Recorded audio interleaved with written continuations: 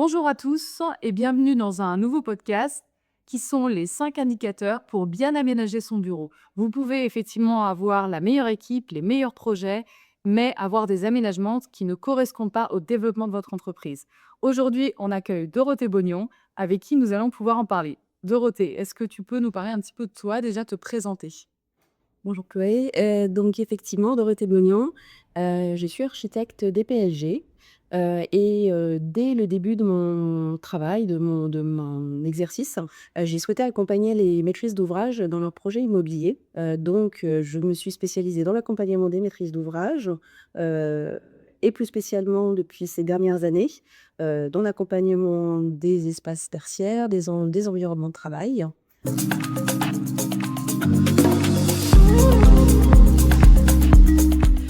Indicateur numéro un, l'emplacement. Donc, quand on parle d'emplacement, effectivement, pour les entreprises, quels sont les points pour toi qu'il faut regarder dans la stratégie globale? Alors effectivement, pour une entreprise qui va souhaiter déménager ou trouver de nouveaux locaux, l'emplacement va apparaître comme un élément, prépondérant. Et cet emplacement, il sera d'autant mieux, choisi, calibré, s'il s'accompagne, d'une étude de mobilité, par exemple, pour les collaborateurs. Savoir si, combien de pourcentage des collaborateurs sont impactés, quel serait l'emplacement idéal pour eux. On sait actuellement qu'en Île-de-France, un collaborateur met 35 minutes à se rendre au bureau, Mmh. donc il n'est pas, voilà, c'est l'emplacement n'est pas innocent. Cependant, l'entreprise a aussi besoin que cet emplacement, lui permette, de mettre en avant sa visibilité, son image, peut-être aussi de faciliter ses recrutements. On pourra te poser la question de la zone d'implantation par rapport à un bassin d'emploi, un pôle d'emploi, peut-être aussi se mettre à proximité d'une université où on va trouver les futurs talents de cette entreprise. Donc effectivement, l'emplacement est très important. Il est certes une adresse, mais il est aussi, des éléments, qui reflètent la culture de l'entreprise. Et on peut aussi avoir la question par rapport à la clientèle, si on a des entreprises qui accueillent beaucoup de clients parce qu'ils ont besoin de se retrouver à proximité de leurs clients et ce qui est pas toujours à proximité du collaborateur.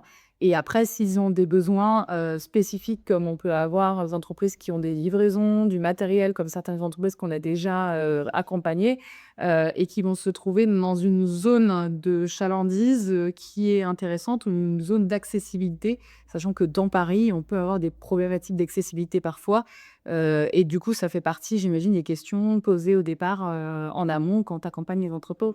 Est-ce qu'on va Ça fait partie de cette démarche effectivement, de mettre des niveaux de priorité. Mais ce qu'on va essayer de trouver, l'emplacement ou, l'immeuble ou, le projet qui va, leur correspondre le mieux.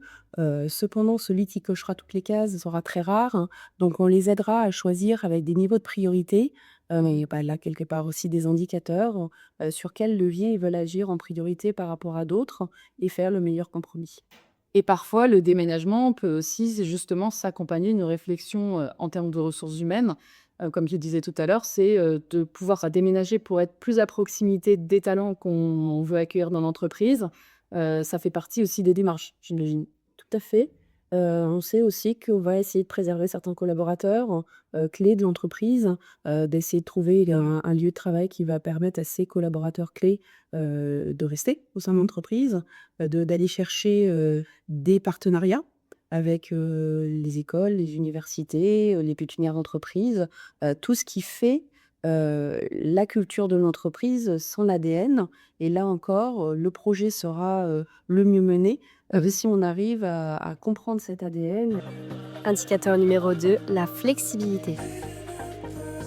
Alors, il y a aussi la question de la flexibilité. Pourquoi aujourd'hui c'est devenu un critère, ligne numéro un en fait auprès des entreprises?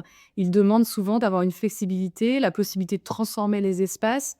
D'où est-ce que ça vient et comment tu peux accompagner là-dessus? Le bon projet, c'est le projet qui pourra accompagner l'entreprise, pendant plusieurs années. Mmh. On essaye de ne pas tomber dans l'erreur du projet qui répond à la question T, Mmh. maintenant, et qui serait figé et qui ne permettrait pas à l'entreprise de croître, de décroître, de changer. Le fait de chercher des nouveaux locaux, c'est se réengager peut-être sur 6 ans, peut-être plus de façon plus courte, ou de rester et de se réinventer dans l'avenir. Mmh. Un espace, c'est pas exclu. Un aménagement, doit accompagner un environnement de travail flexible, hybride et les modes de travail. On l'a vu avec le télétravail, c'est des éléments contextuels de société peuvent très grandement influencer, l'aménagement des espaces de travail. Donc c'est à nous de proposer des solutions, qui soient le plus flexibles et réversibles. Et le plus anticipé, effectivement, parce qu'on a différents types de cas de figure. On peut avoir une entreprise, qui peut être, par exemple, une jeune entreprise qui, va avoir un potentiel de développement, mais qui aujourd'hui, sait pas effectivement quelle entreprise elle sera demain dans 3, 4, 5 ans. Et donc c'est pouvoir réfléchir à des aménagements qui leur permettent une flexibilité là-dessus. On a des entreprises aussi qui sont des entreprises de taille importante et qui ont même des, comme tu disais, des modifications, au sein de l'entreprise. Tous les 2, 3 mois, il y a une direction qui change, il va y avoir des refontes, et du coup, ça nécessite aussi des aménagements qui peuvent être flexibles facilement. Et après, il y a aussi le temps, effectivement, comme tu parlais, le temps du projet. C'est-à-dire que le moment amont où nous, on arrive et le moment où parfois il y a la prise à bail, la transformation ou même parfois une refonte très importante des locaux, il peut se passer quelques mois, voire une année, voire plus. Et l'entreprise aura déjà changé entre le moment où on aura échangé au tout départ et au moment de l'aménagement. Et donc finalement, c'est vrai que dans cette réflexion amont, dans cette programmation, il faut pouvoir anticiper et expliquer au maître d'ouvrage qu'il y aura une évolutivité même au sein du programme et de l'aménagement. Mais alors justement, comment rendre un bureau adaptable dans le temps?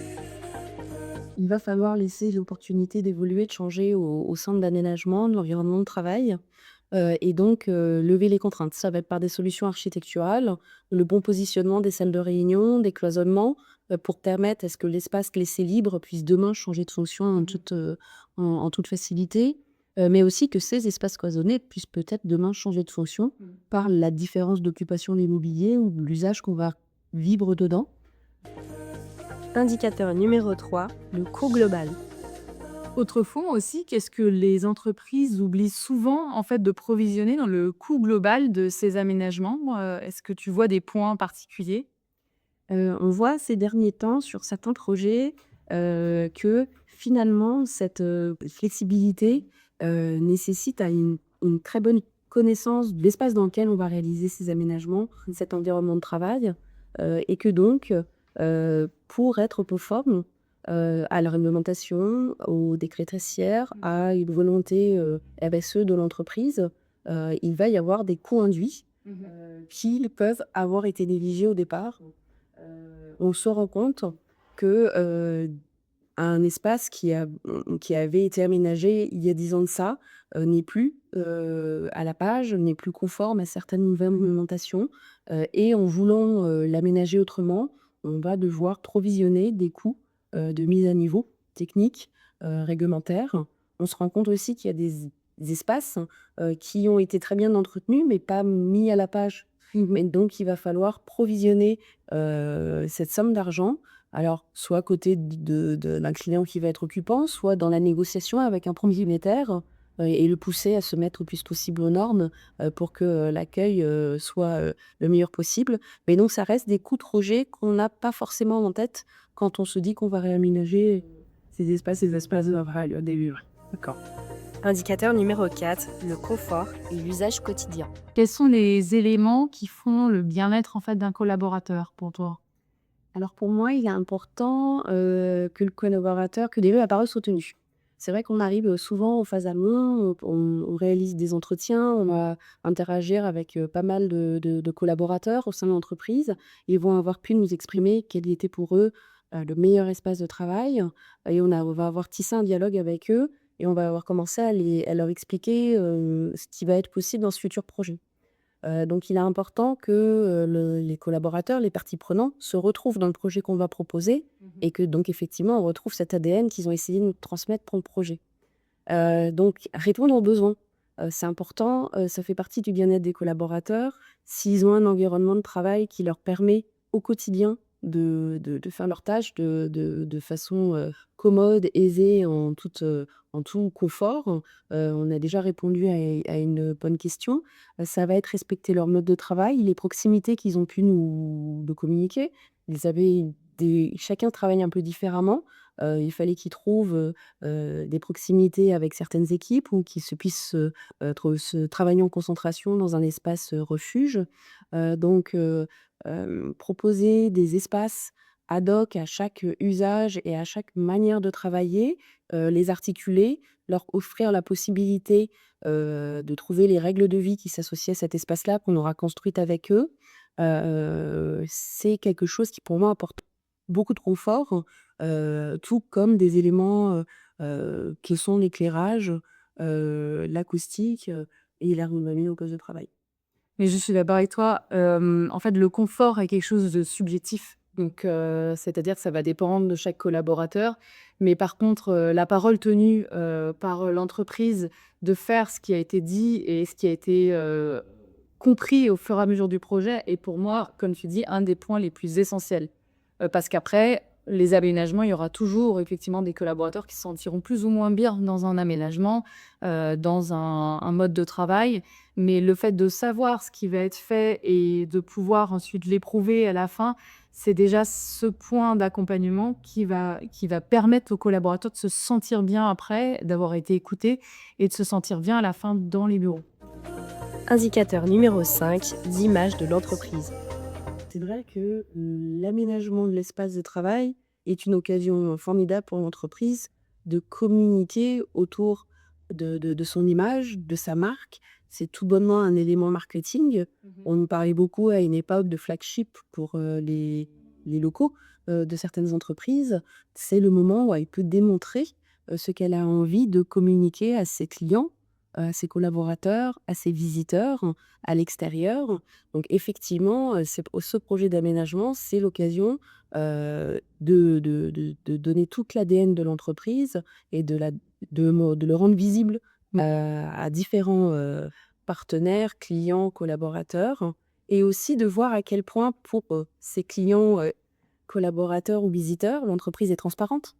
Ce qu'elle donne à voir, ce qu'elle veut bien montrer, on le voit, il y a certaines entreprises qui vont avoir, plaisir ou facilité à montrer les espaces de détente de leurs collaborateurs, alors que d'autres vont considérer que, ce n'est pas le lieu du travail, donc c'est pas l'endroit qu'on souhaite montrer.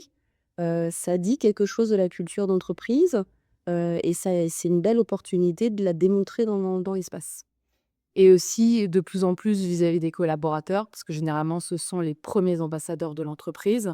Donc, comme on en parlait tout à l'heure, l'accompagnement vis-à-vis des collaborateurs, la réflexion par rapport à leur confort et leur bien-être, effectivement, ça renvoie aussi une image induite finalement de l'entreprise. Est-ce que les collaborateurs aiment l'entreprise? Est-ce qu'ils restent dans l'entreprise? Effectivement, c'est un point qui est important dans l'image globale. Oui, cette capacité à être fier de son entreprise. hem, on est en période où on choisit de venir au travail. Je peux télétravailler, heu, je fais partie d'un collectif, et comment ce collectif, il se matérialise, c'est quand même l'opportunité de matérialiser ce collectif, d'appartenance à l'entreprise, d'autant plus dans cette période, où je choisis de venir au bureau pour rencontrer les pairs, et donc autour de ce qui fait, la valeur de l'entreprise et son ADN. Exactement. Et alors aussi, on a la question, est-ce que les aménagements peuvent influencer aussi des collaborateurs sur leur façon de travailler? Oui, c'est quelque chose, ça qu'on a naturellement ancré en nous en tant que conseil pour, nos clients et nos maîtres d'ouvrage. L'espace de travail, c'est quelque chose qui reflète l'environnement de travail, du collaborateur.